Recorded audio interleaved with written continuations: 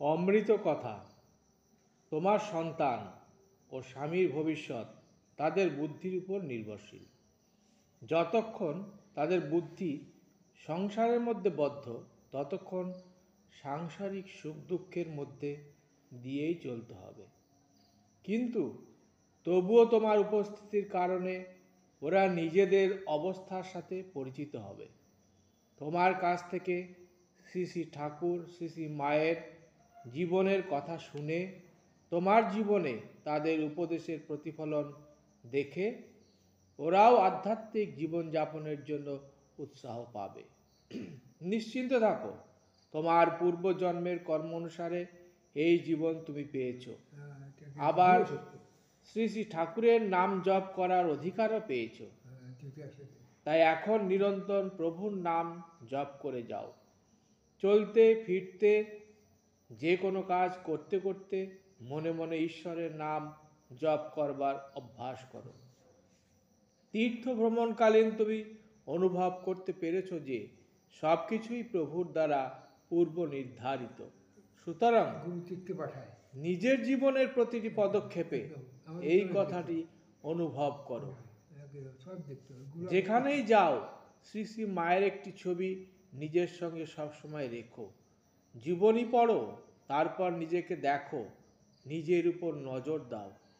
এই প্রক্রিয়াই তোমাকে শুদ্ধ করবে। শ্রী শ্রী ঠাকুর তার নাম দেওয়ার অধিকার দিয়েছেন। যতদূর পারো দিন রাত তার নাম নিতে থাকো এবং ওটার দ্বারাই তোমার কল্যাণ হবে। শ্রী শ্রী ঠাকুর এবং শ্রী শ্রী মাকে নিরন্তর প্রার্থনা করছি, তাদের জীবনী পড়তে থাকো। তারপর নিজের দৈনন্দিন আচরণের উপর নজর দাও। এই প্রক্রিয়া তোমার মনকে শুদ্ধ করবে। কোনো মহারাজকে প্রণাম করে কখনো কিছু চাইবে না, কখনো কারক থেকে কিছু চাইবে না। শ্রী শ্রী ঠাকুর তোমাকে তার নাম জপ করার অধিকারী করেছেন। তিনি এবং শ্রী শ্রী মা জানেন কখন তোমার কি প্রয়োজন। তাদের থেকেও কিছু চাইবার প্রয়োজনীয়তা নেই। ছোট বাচ্চা কি কখনো তার মায়ের থেকে কিছু চায়? নিজের আধ্যাত্মিক অনুভূতি বা স্বপ্ন ইত্যাদির কথা কোনো দ্বিতীয় ব্যক্তির সঙ্গে আলোচনা করো না। তোমার পরবর্তী চিঠিতে আমাকে জিজ্ঞাসা করো, আমি তোমাকে বলে দেব কি করতে হবে। এখন এইটুকু বলে দিচ্ছি, এইরূপ করলে প্রশংসিত হবে এবং তাতে তুমি গৌরবান্বিত হবে।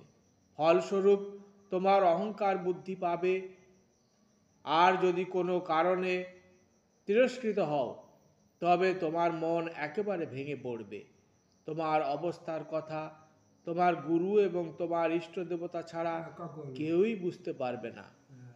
যখন কোনো শিশু তার মাকে মামা বলে ডাকে, সে কি তখন মা শব্দের অর্থ বুঝে ডাকে, না তার মা শব্দের অর্থ জানবার ইচ্ছে হয়? সে শুধু সেই ডাকের মধ্যে দিয়েই তার মাকে পেতে চায়। তেমনি তোমারও মন্ত্রের অর্থ জানবার কোনো প্রয়োজন নাই। এইটুকু তো তুমি বোঝো যে ইষ্টকে দর্শন করাই তোমার মন্ত্র জপের আসল উদ্দেশ্য। নিজের জপ চালিয়ে যাও। জপে মন একাগ্র হতে চায় না। কয়েক বছর পরে একটু একটু করে মন একাগ্র হতে থাকবে। তখন ইষ্ট দর্শনের জন্য ব্যাকুলতা আসবে এবং নিরন্তর জপ করতে তুমি আনন্দ অনুভব করবে।